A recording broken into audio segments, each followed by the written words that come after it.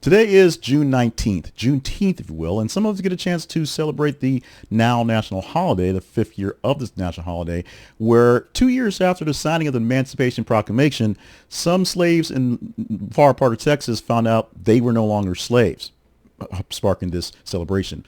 Now, some of us don't get, just like many other holidays, national holidays, some don't get it off. There are people who have to work Christmas, and we're happy they do because they do that general job, and we do our best to live up to that standard.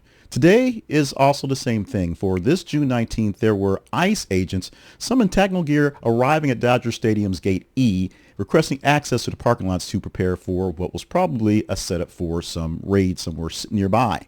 The Dodgers organization refused their entry, citing private ownership of the grounds. Agents later left without any incident. Now, what's this becoming?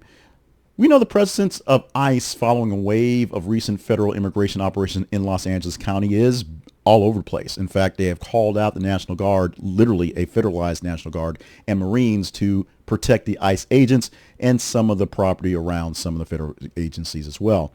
These actions are sparking protests throughout the city and some around the nation as well, including rallies near protests and federal buildings, why the Marines are standing outside those buildings.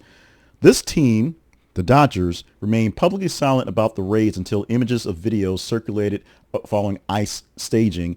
And right before the incident, Dodgers hinted at announcing support for measuring how to deal with that. Well, basically giving the immigrant communities a big part of where they live. The Dodgers in Los Angeles are surrounded by immigrants in their neighborhoods, to say that they support them. This is a pretty big sign of support, showing they would not let the ICE agents use this open space for the day to congregate to prepare for whatever was going on.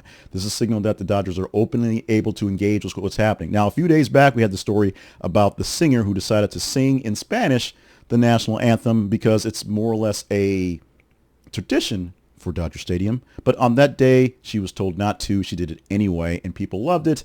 Dodgers were mum about this one. This run right here may have been part of what they're doing to hold back on their processes.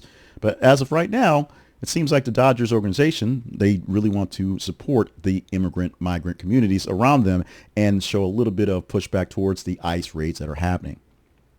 Local officials and community leaders are welcoming a refusal, including Councilmember, I should say, Eunisses Hernandez, who emphasized the limits of private property to keep federal agents off the premises. Players also spoke out for this as well. Cal Hernandez, who was also very thumbs up about the Spanish national anthem, released an Instagram statement calling the raids violations of respect, dignity, and human rights. Despite the tension, the Dodgers' evening game against San Diego will go ahead as planned. They just weren't open yet, so they couldn't have the parking lots open for the moment.